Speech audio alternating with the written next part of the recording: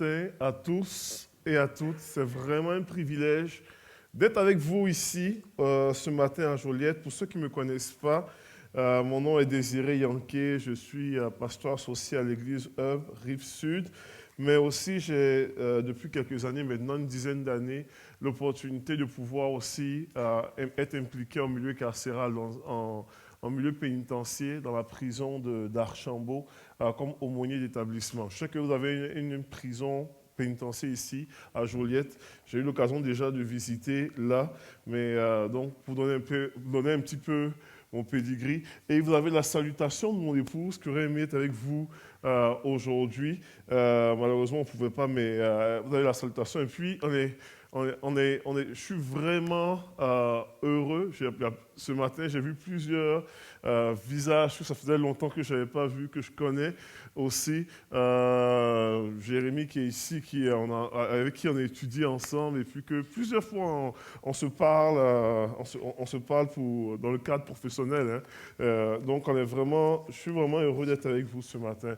Je vais prendre quelques instants. Ça va être un message. Ce matin, le message va être, je crois, relativement simple. Je vais amener des principes extrêmement simples. Peut-être pour certains, ils m'ont dit, ça ne ressemblera pas nécessairement à un gros message avec toute la notion de structure et de profondeur homilétique, théologique, profondeur. Mais j'aimerais amener des éléments simples de la foi.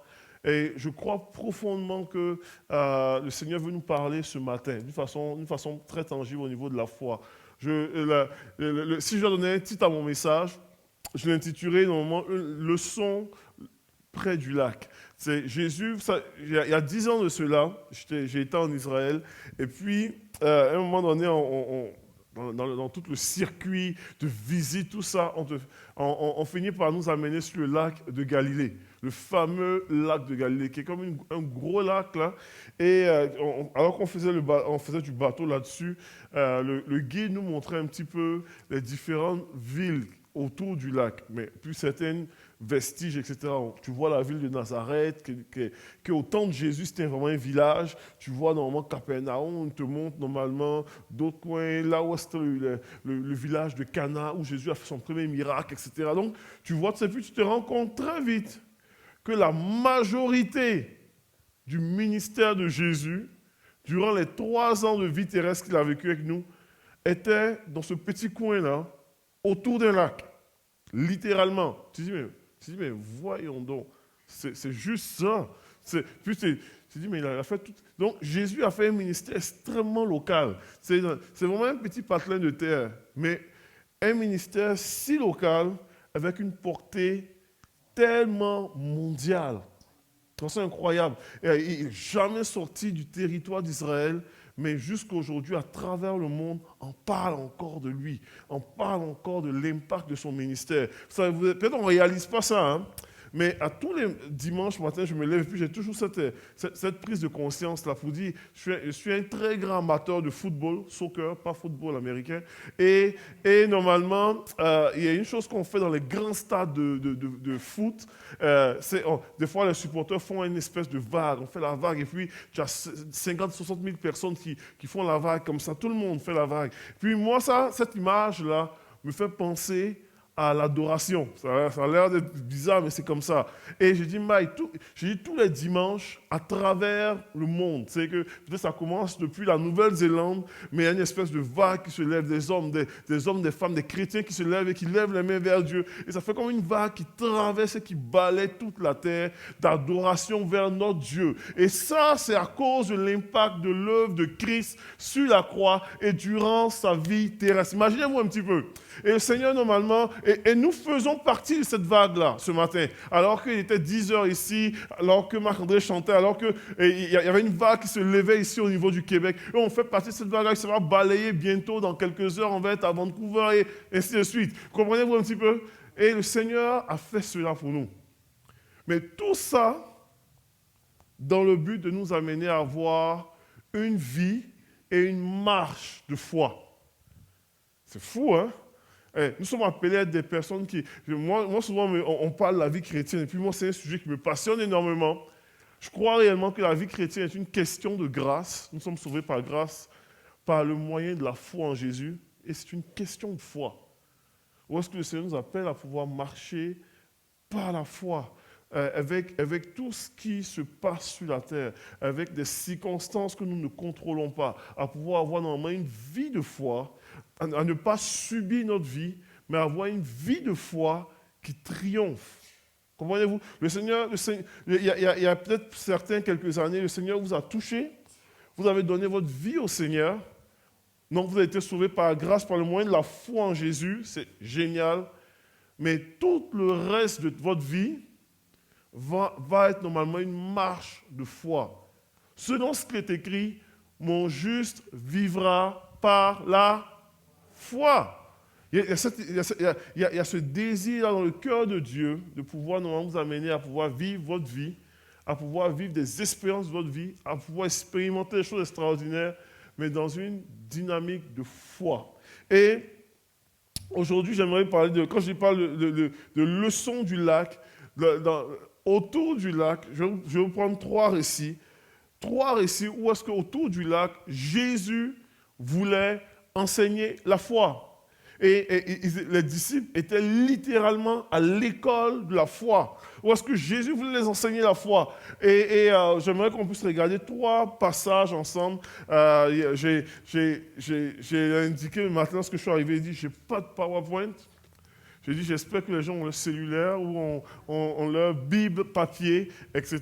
Mais vous allez rester avec moi, suivez avec moi. Et on va voir trois récits. Le premier récit qu'on va voir ce matin est vraiment dans le récit de la pêche miraculeuse, qui se trouve dans Luc chapitre 5. Luc chapitre 5, versets 1 à 6. Et le deuxième récit va être normalement un autre récit aussi dans le milieu du lac, qui est l'espèce de tempête sur la mer de Galilée. Et le troisième récit va être normalement encore aussi, toujours sur le même lac, où est-ce qu'il y a un vent terrible sur le lac, où est-ce que Jésus arrive en marchant sur les eaux. Et sur chaque récit, j'aimerais ressortir, il y a plusieurs leçons qu'on peut ressortir, là, comprenez-moi très bien.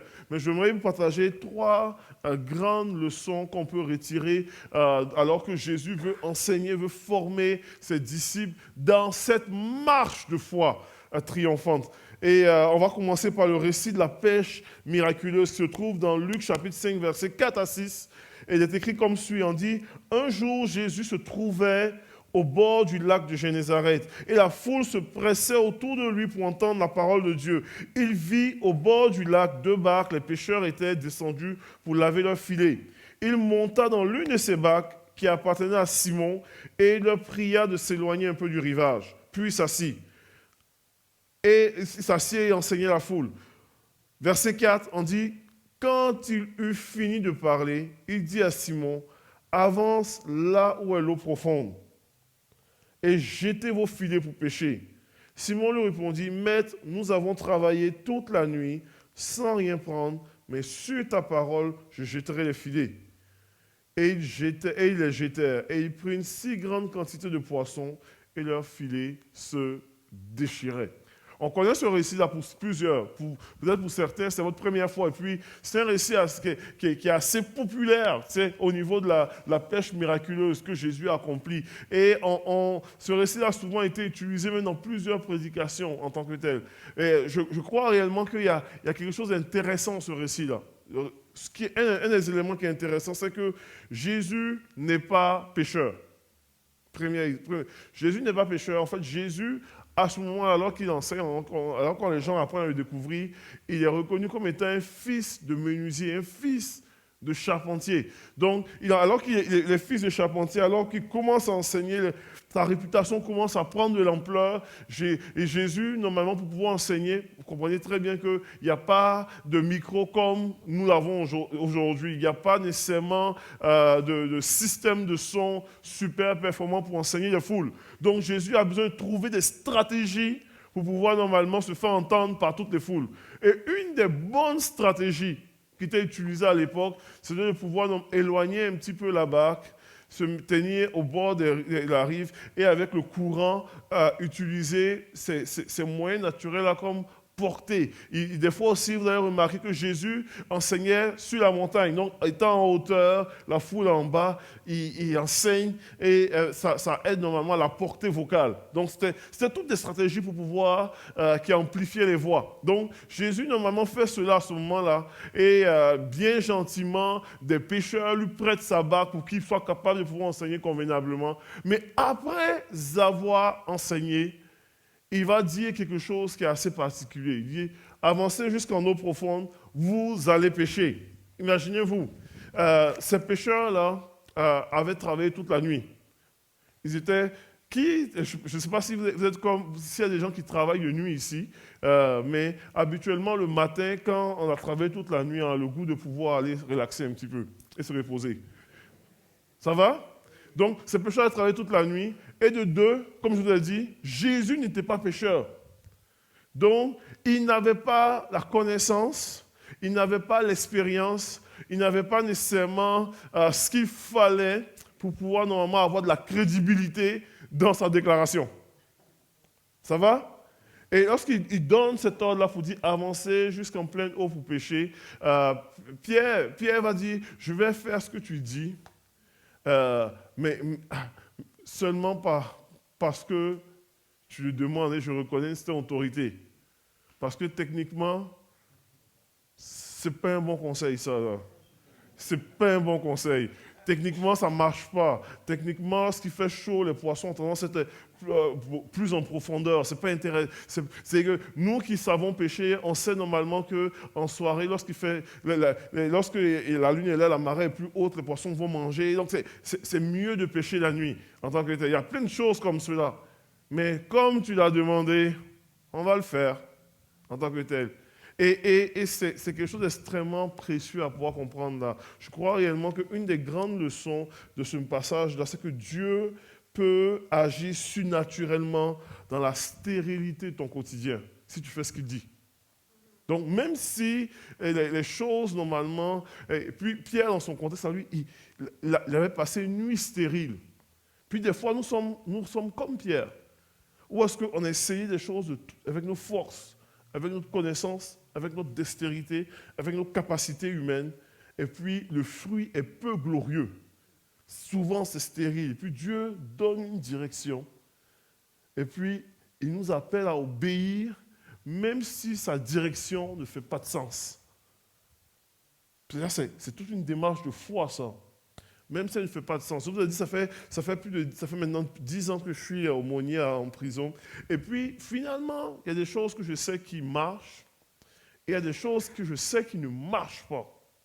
Et une des choses que je sais qui ne marche pas, ne mets pas tes activités de chapelle ou de réunion en conflit d'horaire avec la cantine. Ça ne marche pas, ça. Ça ne marche vraiment pas. Donc, ça c'est un truc en prison. Donc, n'importe quel aumônier qui commence, c'est ça. Et puis, moi, il y a quelques années, tu sais, c'est drôle, hein, j'ai eu la conviction de mettre un événement, un jour de cantine. Puis, sincèrement, je sais que ça ne marche pas. Mais et puis, je m'étais préparé par rapport à ça, parce que je suis en train de voir le faire comme cela. Puis j'ai dit, ok, j'ai senti vraiment une bonne conviction de le faire. Je l'ai fait, j'ai invité les bénévoles, tout ça. Durant toute la préparation, je me convainquais que je le fais, mais ça va être un fiasco. Je le fais, mais ça va être un fiasco. Puis lorsque les bénévoles sont rentrés en prison, je leur avais dit, écoutez, il y a jour de cantine aujourd'hui, je suis vraiment désolé. Et puis, en plus de ça, il y avait une activité, il y avait du foot américain, tout ça, dans les playoffs. Puis, je leur ai dû préparer pour dire, il se peut que notre foule soit vraiment peu nombreuse. Puis on a eu une des plus grosses foules ce jour-là, quand même, à l'activité. Donc, et à la fin de l'activité, c'était tellement drôle. C'est comme si le Seigneur me parlait pour dire, tu vois, ça ne dépend pas forcément toujours de ce que toi tu as dit, ou tu penses, ou tu as. Si tu m'obéis, je peux te surprendre. Comprenez un petit peu. Puis dans nos vies, on a des moments comme cela. Des moments comme cela où est-ce qu'on peut avoir des... Ça ne fait pas de sens. Ça ne fait pas de sens. Il y a quelques années de cela, plusieurs années de cela, à un moment donné, ma femme me lève un jour, puis elle dit, Désiré, on devrait, je pense que cette année, il fallait qu'on achète une maison. Puis elle me partage ça. Puis là, moi, je suis un bon rationnel d'un point de vue mathématique et calculé. Donc, je regarde les comptes, je regarde la mise de fonds potentiels, je regarde toutes ces... Puis, ça ne faisait pas de sens. Puis, je dis, tu sais, cette année, ça ne faisait pas de sens. L'an prochain, ça va faire du sens. Je dis, ça ne fait pas de sens qu'on a... je dis, on n'a pas suffisamment économisé, on n'a pas suffisamment diminué notre ratio, etc., tout ça, pour pouvoir être qualifiable, et puis, etc., tout et tout. Puis, elle avait la conviction, elle dit, sans que c'est le temps, Désiré, plongeons. Je lui ai dit, ok.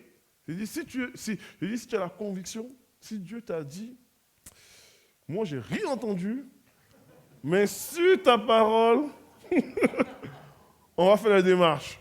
C'est vrai, je vous raconte une vraie histoire. Il dit, sur ta parole, on va faire la démarche. On commence la démarche, on communique avec la banque, on essaie de voir. Puis oui, vous êtes admissible, mais le montant est... Et dès que j'ai choisi de plonger, à un moment donné, je suis avec j'ai un téléphone ou quoi. Alors, je choisi de plonger. Il y a une personne qui communique avec moi qui me dit, moi, j'ai eu à cœur de pouvoir te faire un don pour ta maison. Donc, je dis, oh, waouh, ok. Puis, c'est pas un don pour faire du ministère. Il dit, c'est vraiment pour ta maison. Puis, moi, je suis content. Je m'attends à un don, peut-être, à dire, si on donne, si j'ai un 2-3 000 dollars, ça serait extraordinaire.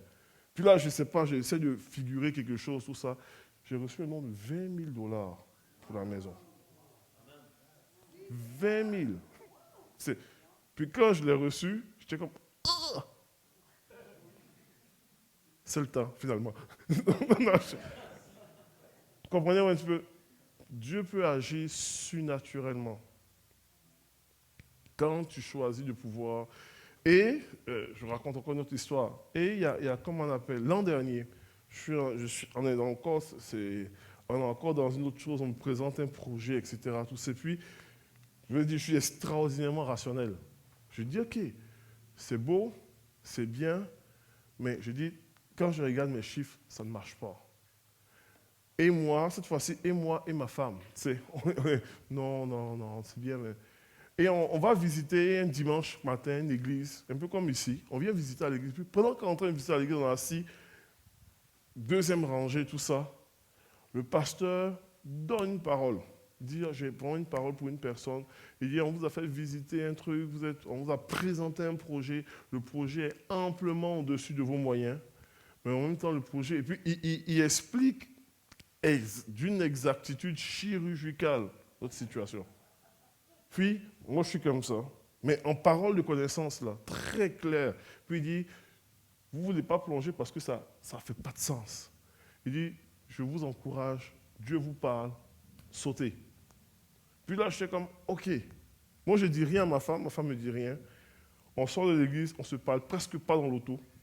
On arrive à la maison, puis elle dit, le message a touché. Oui, ça m'a touché. Elle dit, mais c'est-tu moi qui suis folle ou est-ce que... Elle dit, non, c'est pas folle, moi aussi, ça m'a interpellé cette parole-là. Je lui dis, mais sérieux, là? Il dit, Dieu, tu es mieux de ne pas laisser tomber, là, parce que là, ça serait vraiment raf, là, si ça ne marche pas, ça. Puis, je rappelle, je dis, ok, je saute. Encore, je dis sérieusement, je vais me fracasser la tête si ça ne marche pas. On saute dans le projet dès l'instant qu'on a sauté. Dès l'instant qu'on a sauté, porte ouverte. Écoutez, je ne vais pas rentrer trop dans les détails. Comment est-ce que Dieu est intervenu miraculeusement dès l'instant qu'on a sauté? Parce qu'encore, on n'arrivait pas. On n'arrivait pas. Ciel ouvert, des opportunités, possibilités. Et nous sommes dans le projet. Ouais, donc, il y a des moments comme cela où est-ce que le Seigneur, au milieu d'une stérilité, dit, écoute, fais-moi confiance. Vas-y. Et dans la vie de Pierre, Pierre l'a vécu comme cela. Là. Quand il a vécu ça, il a vécu une expérience là pour dire, oh boy, il dit, en disant, je ne suis même pas digne. Puis Jésus lui a dit, non, je ferai de toi un pécheur d'homme. C'est le début de cette école de foi. On lit ce passage et puis on est vraiment touché de ce qui prend place dans la vie de Pierre. Mais c'est le début d'une école de foi. Jésus va les amener un peu plus loin. Et quand on continue à lire les évangiles, on arrive dans un récit qui se passe dans Marc chapitre 4. Où est-ce que dans Marc chapitre 4, à partir du verset 36 à 40, il y a une espèce d'événement qui prend place là. La Bible déclare que, je vais lire le passage rapidement, on dit ce jour-là, quand le soir fut venu, Jésus dit à ses disciples, il dit, passons de l'autre côté du lac. Et ils laissaient la foule et ils emmenaient Jésus sur le lac dans la barque où il se trouvait. D'autres bateaux les accompagnaient. Or, voilà qu'un vent très violent se mit à souffler. Les vagues se jetaient contre la barque. Et la barque se remplissait d'eau. Jésus, à l'arrière, lui, dormait. Tu te dis, Mike, c'est quoi ça? Il dormait la tête sur un coussin. Les disciples le réveillaient et lui crièrent, Maître, nous sommes perdus et tu ne t'en soucies pas. Il se réveilla, parla sévèrement au vent, ordonna au lac, Silence, tais-toi. Et le vent tomba et il se fit un grand calme. Puis il dit à ses disciples, Pourquoi avez-vous eu si peur? Ne croyez-vous pas encore? Pourquoi avez-vous peu de foi? Imaginez-vous un petit peu, c'est un récit assez particulier. Moi, quand je lis ce récit-là, j'ai tout le temps un petit frisson. Parce que, historiquement, ça arrivait de me retrouver... Je n'étais pas dans un cyclone, mais j'étais en croisière. Et puis, à un moment donné, la météo était mauvaise. Et puis, on a détourné notre itinéraire, annulé un arrêt, parce qu'il y avait une espèce de cyclone, une tempête qui passait, ou quelque chose comme une tempête. Et on était très loin de la tempête, sauf que ça donnait des pluies sur la mer. Puis moi, je me rappelle très bien, j'étais au 4e étage du bateau, avec normalement une vue sur la mer, et les vagues cognaient ma fenêtre, comme si j'étais au rez-de-chaussée, là. Tellement que c'était intense. Puis le bateau, qui était un bateau de 13 étages, là, ballottait. Écoute, haut le cœur. Tu comprends un peu? C'était un bâtiment qui ballottait sur la mer de façon incroyable. Puis là, tu disais, Maï, on est dans un paquebot, un gros bateau comme ça, on est ballotté. Imaginez une barque. Ça va pas bien. Comprenez un petit peu? Donc je peux juste imaginer un petit peu. Et comprenez très bien que ceux qui sont dans la barque avec Jésus, il y en a quelques-uns qui sont des aguerris de la pêche, qui sont des habitués de la tempête. Ils ont déjà probablement fait face à des intempéries comme ça. Mais là, c'est assez sérieux au point où les habitués, les professionnels ont peur de mourir. Donc, techniquement, quand les professionnels ont peur de mourir, comprenez-moi très bien. Si vous prenez un avion et que vous voyez le pilote sortir de son cockpit et puis il est paniqué, paniquez. Comprenez? Parce que si lui, il panique, nous, on est morts. C'est ça. Mais Jésus dort. Il est tellement relaxé, il dort. Comment peux-tu dormir dans la tempête? Déjà, moi, c'est déjà juste humainement, ça ne fait pas de sens dans ma tête, là. Tu es ballotté, tu dors dans la tempête. C'est quoi ça? Mais Jésus est en train d'enseigner quelque chose. En pleine tempête, il dort. Lui, il a donné juste un ordre. L'ordre était de passer de l'autre côté du lac. Il dit, passons de l'autre côté du lac. Ça veut dire qu'on va y arriver ensemble. Passons de l'autre côté du lac. Une fois que ça c'est dit, la façon dont tu vas passer l'importe peu, mais tu vas te rendre de l'autre côté du lac. Comprenez-moi un petit peu? Et c'est tout ça. Mais les disciples ils sont stressés. Puis, au milieu de cela, il y a une belle leçon à apprendre des fois. Et puis, ça, c'est une leçon à apprendre que des fois, on ne réalise pas. Ce n'est pas parce que Dieu a parlé qu'il n'y a pas d'adversité. C'est une grande leçon à apprendre, ça. Et des fois, normalement, on dit, ah, mais Dieu a parlé. Et puis, dès qu'on a commencé à faire, c'était compliqué. Il y a eu des tempêtes, il y a eu du tourment, il y a eu des choses tellement compliquées que ça, on se demande si c'est vraiment Dieu qui a parlé. Waouh!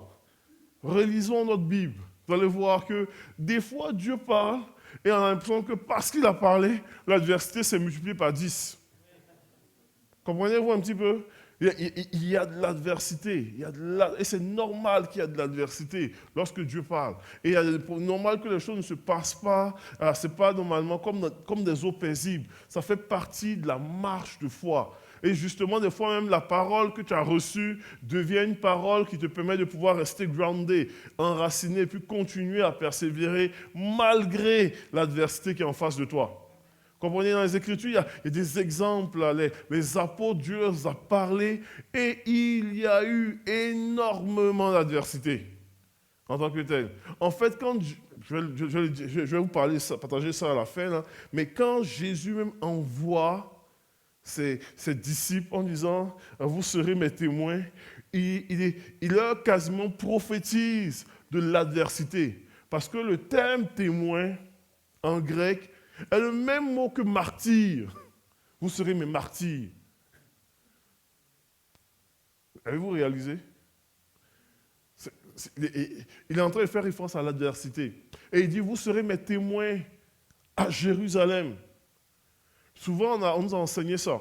On dit, ah, mais, par exemple, quand on parle de l'idée de Jérusalem, Judée, Samarie, jusqu'aux extrémités de la terre, on dit, moi, mon Jérusalem à moi, c'est là où est-ce que je suis groundé, où est-ce que c'est ma maison, c'est mon petit cocon. Je suis à Jérusalem, mais Dieu m'appelle plus loin en Judée. Réalisez votre Bible. Comprenez un petit peu, vous êtes avec moi? J'espère que vous me suivez, je ne vous ai pas perdu là. Relisez votre Bible. Comprenez, sur les 12 apôtres de Jésus, 11 venaient de la Galilée. 11 venaient normalement du nord d'Israël, la Galilée, là où est-ce qu'il y avait les pêcheurs, etc. Il y en avait un seul qui venait de la Judée, en fait, qui venait de la région de Jérusalem. C'était Judas. Comprenez-vous un petit peu? Donc, quand normalement Jésus dit, vous serez mes témoins à Jérusalem, comprenez que pour les 11 qui sont là, ce n'est pas chez eux. Ce n'est pas leur endroit confortable. Pas du tout. En fait, Jérusalem est leur endroit hostile. C'est l'endroit où est-ce que Jésus lui-même était crucifié. C'est l'endroit où ils ont fui. Comprenez très bien. Quand Jésus, normalement, est crucifié, la Bible déclare que quand il ressuscite, il dit, va dire à mes frères que je les retrouverai en Galilée. Parce qu'ils avaient fui en Galilée. Ils ne sont pas restés à Jérusalem. Jésus va les retrouver en Galilée après la résurrection et il les ramène à Jérusalem, en milieu hostile. Et puis il dit, restez ici, attendez l'Esprit de Dieu. Ça va? Donc, pour quand Jésus parle de l'idée de « vous serez mes témoins à Jérusalem », il est littéralement en train de dire « vous serez mes témoins en milieu hostile ». Où est-ce que moi-même j'ai été crucifié? Puis là, il dit, vous serez mes témoins en milieu hostile, vous serez mes témoins en Judée. Judée, c'était comme la région. C'était comme si on parle normalement de la région de l'Anaudière.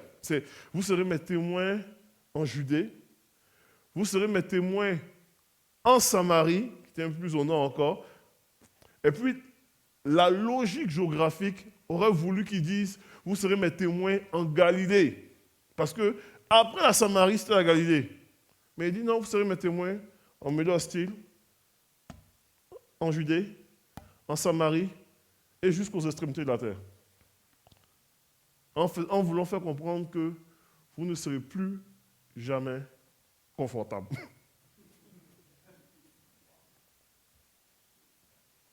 Ça va? Ah là, je viens de tuer l'église, là, je l'ai découragé. Mais c'est vrai, honnêtement, je vous partage mon cœur avec simplicité ce matin. Il dit, vous serez mes témoins normalement. Donc, c'est normal que dans ta marche de foi, il y ait de l'adversité. Peut-être tu es venu ici et puis tu dis, moi, je marche avec le Seigneur et puis j'ai l'impression de ne jamais être confortable. J'ai l'impression d'être, c'est toujours... C'est normal, ça fait partie de la marche de foi, ça. Mais il ne t'abandonne pas dans l'adversité. Des fois, peut-être tu es venu ce matin et tu te dis, j'ai l'impression que je vis tellement de pression et puis Jésus ne s'en soucie pas. C'est déjà arrivé aux apôtres, ça. J'ai l'impression que Jésus dort dans ma barque. Et j'aurais tellement le goût de le réveiller et de le brasser pour dire, youhou, tu m'as oublié. J'ai l'impression que ma situation ne se... Tu m'as donné des promesses, puis j'ai l'impression que mes promesses ne se réalisent pas. J'ai l'impression que ma situation à ma job, ça ne fonctionne pas. J'ai l'impression qu'avec ma femme, avec mes enfants, avec mon mari, c'est compliqué. Puis j'ai l'impression que tu m'as oublié là. Je traverse toutes sortes de tempêtes. Je vis des tempêtes. Ma barque est ballottée à gauche et à droite. Et j'ai l'impression que Jésus dort. Puis Jésus dit, c'est pas parce que j'ai parlé qu'il n'y a pas d'adversité. Rappelle-toi ce que j'ai dit. Je partage, je le dis, il y a 10 ans de cela, 10 ans de cela, j'étais pasteur jeunesse. Et au mois de février 2013, je reçois une parole de donner ma démission comme pasteur jeunesse et puis de pouvoir attendre comment est-ce qu'il me dirigera. C'est le fun de savoir qu'à la fin, Dieu te dirige à l'aumônerie et puis ça va bien. Mais quand c'était en février et que je ne savais pas que je serais aumônier, c'était pas trop le fun. Parce que quand je suis allé voir mon pasteur de l'époque pour lui dire, je pense que je vais quitter comme pasteur jeunesse, tout ça, et puis je dis en tout cas, j'ai dit, cherche un pasteur, mais je donne un préavis de tel moment. Puis là, la question qui a suivi tout de suite était, est-ce que tu sais qu'est-ce que tu vas faire? Oh, je ne sais pas, mais je sais que Dieu va me diriger. Puis quand j'ai répondu comme ça, oh, je ne sais pas, mais je sais que Dieu va me diriger, je peux vous dire honnêtement, là, dans ma tête, j'étais comme ça, oh Seigneur, parle-moi, fais quelque chose, parce que la réalité est là. Tes comptes, eux, ne savent pas que tu es dirigé par Dieu. Vidéotron ne sait pas que tu es dirigé par Dieu. Hydro ne sait pas. Tu comprends un peu? La banque était prête autour. Eux ne savent pas que tu es dirigé par Dieu. Donc, eux, il faut que leur paiement rentre toujours. Ça va? Puis là, tu es comme, oh my, là, tu sais. Puis là, c'est tellement drôle. Puis j'ai déjà raconté cela déjà je sais pas, peut-être ici. Mais c'est tellement particulier. Mars passe, avril passe, mai passe. Puis j'ai rien à l'horizon. Je n'ai aucune direction. Je multiplie des jeûnes et prières et Dieu ne me parle pas. Puis la seule parole que j'ai entendue à un moment donné, ça m'a fait tellement rire, était désiré va en Israël. Mais pour moi, cette parole-là, elle n'avait absolument aucun sens. Parce que je lâche ma job, je vais être en manque de sous très bientôt. Et puis, mes plus petites économies, je vais les flamber dans un voyage en Israël. C'est quoi ça? Mais c'était vraiment ça. Et adversité, vraiment complications, les circonstances. Je traversais une période aussi extrêmement difficile à ce moment-là. Tu te demandes comment est-ce que Dieu va faire du sens avec tout ça. Puis, situation difficile au niveau familial, situation difficile au niveau financier, tu te demandes comment est-ce que Dieu est capable de faire du sens avec ça. Mais, 10 ans plus tard, je suis impressionné comment est-ce que Dieu a fait du sens avec tout ça. Donc, je peux vous dire, peut-être vous vous sentez comme moi il y a 10 ans. Puis il y a des fois où est-ce que vous regardez votre vie et vous dites, je me demande comment est-ce que Dieu peut faire du sens avec ça. Comment est-ce que Dieu peut faire du sens avec déchirure? Comment est-ce que Dieu peut faire du sens des fois avec des situations où est-ce que votre enfant est loin des choses de Dieu? Comment est-ce que Dieu peut faire du sens avec des divorces, des séparations, des choses déchirantes, douloureuses? Fais-lui donc confiance. Et des choses que on ne peut pas, on regarde et puis on ne maîtrise pas. Mais fais-lui donc confiance. Si tu as mis ta vie entre ses mains, il fera concourir toutes choses pour ton bien. Les bonnes expériences, les moins bonnes expériences. Mais il va te faire triompher dans ta vie. Donc je crois réellement dans cette dynamique-là, où est-ce que ce n'est pas parce que Dieu a parlé qu'il n'y a pas d'adversité. Je veux vraiment terminer avec ce point-là, sur la troisième leçon. La première leçon, était vraiment Dieu peut agir surnaturellement dans la stérilité de ta vie. Si tu lui fais confiance en ce qu'il dit, donc il peut agir. La deuxième grande leçon, alors qu'on voit la pêche, alors qu'on voit la tempête, c'est que c'est pas parce que Dieu a parlé qu'il n'y a pas d'adversité. L'adversité, des fois, vient en tant que telle. Et la troisième grande leçon que j'aimerais vous partager, il se trouve tout simplement se trouve encore dans Matthieu chapitre 14, verset 23. Comprenez très bien, on est toujours sur le même lac. La première, on a vu la pêche miraculeuse. Deuxième, on a vu normalement la tempête, où est-ce que Jésus dort, tout ça. Ils arrivent de l'autre côté du lac, il y a un démoniaque. Jésus chasse le démoniaque. Par la suite, il reprend le lac, ils vont normalement dans un village juste alentour. Et là, Jésus nourrit les foules de façon extraordinaire. Donc, c'est des expériences qui arrivent de façon très rapide, là. Jésus nourrit les foules. Les gens sont tellement contents. Et puis Jésus doit renvoyer les foules. Donc là, il dit aux disciples, il dit, vous savez, c'est comme s'ils sont à l'école de la foi. Et la leçon de la tempête leur a dit, mais pourquoi avez-vous eu si peur? Pourquoi n'avez-vous pas de foi? Puis là, il dit, ok, cette fois-ci, là, prenez la barque, vous repassez de l'autre bord. Puis là, vous savez, là. Et si vous regardez dans Matthieu chapitre 14, verset 23, il est écrit comme ça. On dit, quand il l'eut renvoyé, il monta sur la montagne pour prier à l'écart. Et comme le soir était venu, il était là seul. Jésus est sur la montagne toute seule. Il a renvoyé ses disciples sur le lac. On dit la barque était déjà au milieu de la mer. Elle était battue par les flots, car le vent était contraire. À la quatrième veille de la nuit, Jésus alla vers eux, marchant sur la mer. Quand les disciples le virent marcher sur la mer, il fut troublé et il dit, c'est un fantôme. Et dans leur frayeur, ils poussaient des cris. Là, tu dis, oh, waouh. Voici un autre récit encore intéressant sur ce même lac-là.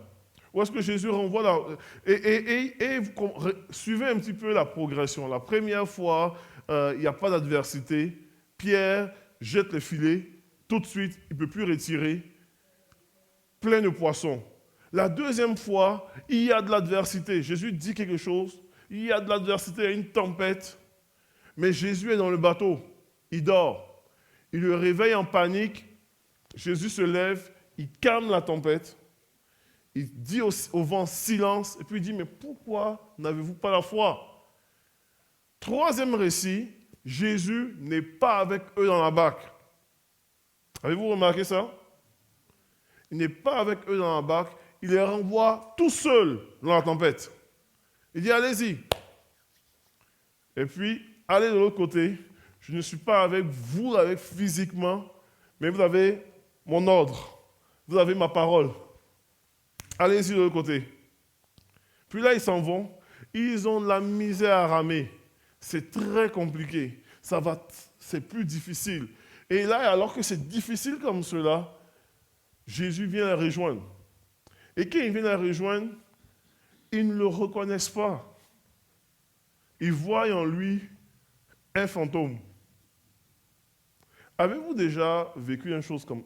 pas une expérience comme ça, mais avez-vous déjà vécu des choses où est-ce que vous avez eu l'impression, vous n'avez pas reconnu la main de Dieu en action dans vos vies?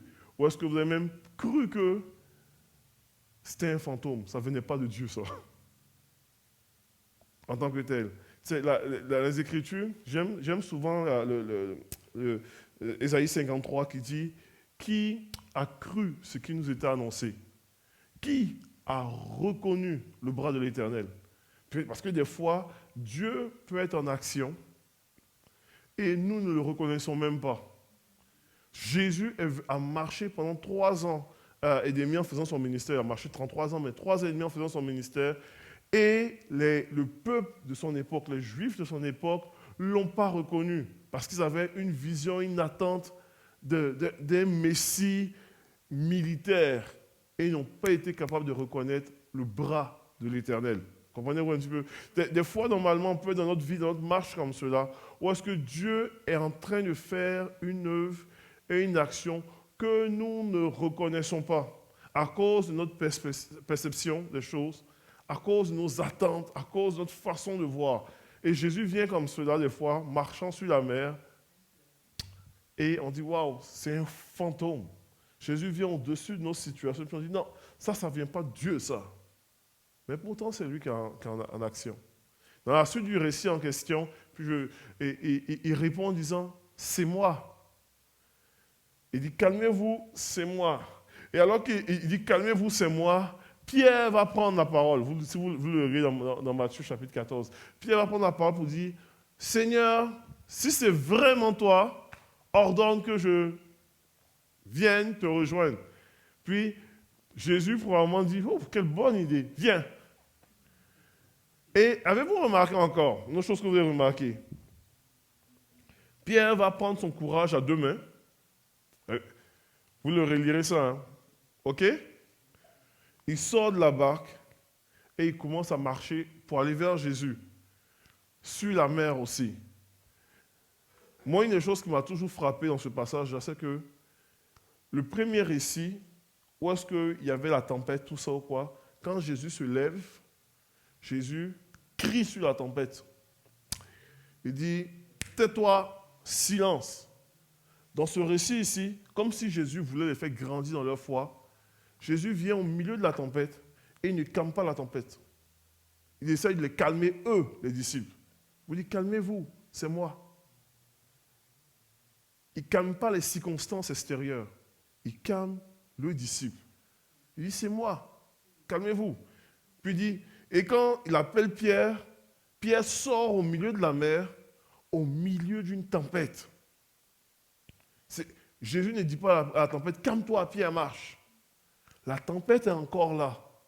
Puis Pierre doit marcher au milieu de la tempête. Puis aussi longtemps que Pierre a les yeux rivés sur Jésus, capable de marcher, il est capable d'avancer, il est capable d'aller de l'avant. Et dès l'instant où est-ce qu'il commence à remarquer les circonstances extérieures, vous le relirez, on dit, à un moment donné, Pierre se rendit compte que les vents étaient forts. Dès qu'il a remarqué que la tempête était encore là, il a commencé à couler. Et quand Jésus le prend par la main, Jésus lui dit, pourquoi as-tu douté? Quand je vous dis qu'ils étaient à l'école de la foi. Et dans ta vie aussi, tu es à l'école de la foi avec Jésus. Donc, il y a des moments où est-ce que tu vas ressembler un petit peu à Pierre. Où est-ce que la tempête est encore là. Mais tu dis, mais la tempête est intense. Jésus ne calme pas la tempête. Il ne calme pas la circonstance. Il veut juste calmer ton cœur à toi. Pour dire, hey, t'inquiète pas, je suis là. Je suis là. Je t'ai dit d'aller de l'autre côté. Tu iras de l'autre côté. Tu dis, non, mais Seigneur, calme la tempête pour moi. Non, je vais calmer la tempête de ton cœur. Calme-toi. Les circonstances sont lourdes. Calme-toi. Je t'amènerai de l'autre côté. Ça va? Et c'est ce que le Seigneur veut faire dans la vie de plusieurs. Je vous ai dit, je ne vais pas être long, c'est un message très, très, très christocentrique, biblique, là. Mais je veux vraiment, je sentais dans mon cœur ce matin qu'il y avait plusieurs personnes. Puis je peux vous partager franchement ce que je ressentais, même prophétiquement. Il y avait plusieurs personnes qui étaient dans une espèce de confusion comme cela. Où est-ce qu'ils vivaient forme de tempête, et puis avec un désir de voir Dieu intervenir. Et puis, vous avez besoin d'entendre que Jésus est là, au milieu de ta tempête. Puis, ça se peut qu'il intervienne surnaturellement. Puis, s'il le fait, amen, alléluia. Mais ça se peut que ça prenne plus de temps aussi. Ça se peut qu'il y ait de l'adversité. Ça se peut qu'il veuille simplement calmer toi, ton cœur à toi. Mais peu importe où est-ce que Jésus va agir là, sois prêt à rentrer dans ce bassin en disant, Seigneur, je te fais confiance. Je m'appuie sur toi. J'ai le regard sur toi. Je ne me laisserai pas écraser. Je ne me laisserai pas ébranler par la tempête. Je mets mes yeux sur toi. Je mets ma confiance en toi. Je mets normalement mon espoir en toi. Je ne serai pas ébranlé dans le nom de Jésus. Et je vais réinviter Marc-André à revenir. Tout ça. Je veux vraiment terminer avec cette situation-là. Souvent, honnêtement, puis on n'aime pas les tempêtes. Je ne sais pas si, je ne sais pas pour vous, mais les tempêtes dans nos vies, quand nos vies sont ballottées de gauche à droite, on n'aime pas ça. Ce n'est pas quelque chose qui est tripant, mais il y a toujours quelque chose de glorieux au-delà de la tempête. Dans les Écritures, l'apôtre Paul vit aussi une espèce de tempête comme cela à un moment donné de sa vie, où est-ce qu'il a attaqué de tout part. Les gens veulent absolument sa mort. Et puis, il en appelle même à César. Puis, le Seigneur lui avait parlé dans Actes des Apôtres. Il dit, le Seigneur lui a dit, tu prêcheras aussi à Rome. Donc, il savait qu'il allait prêcher à Rome. Comment il allait se rendre pour prêcher à Rome, c'est toute une autre histoire. Toute une autre histoire. Puis, j'aimerais pas être dans les souliers de Paul pour son espèce de dernier voyage missionnaire pour se rendre à Rome. C'était un voyage rempli d'embûches. Où est-ce qu'on a voulu le tuer à plusieurs reprises? Où est-ce qu'il a dû s'enfuir dans une corbeille, etc. Tout ça. Il a dû normalement revendiquer sa citoyenneté romaine pour en appeler à César. Où est-ce qu'on le poursuivait de part et d'autre? Où est-ce qu'on le met dans un bateau? Puis là, j'arrive à cette histoire. On le met dans un bateau qui doit normalement se rendre vers un port. Et puis lorsqu'on le met dans le bateau en question, Dieu, comprenez très bien, Dieu lui a dit, tu iras à Rome. On le met dans son bateau en question. Et puis ils sont en route tranquillement vers Rome. Mais il ressent dans son esprit, ce voyage-là, je vais me rendre à Rome, et ça va être un voyage périlleux. Parce qu'il dit ça dans les apôtres. Et la Bible déclare qu'il y a une tempête qui se lève sur la mer. Alors il passe à Beauport, etc. Tout ça. C'est pas Beauport, Québec, mais c'est Beauport dans les Écritures.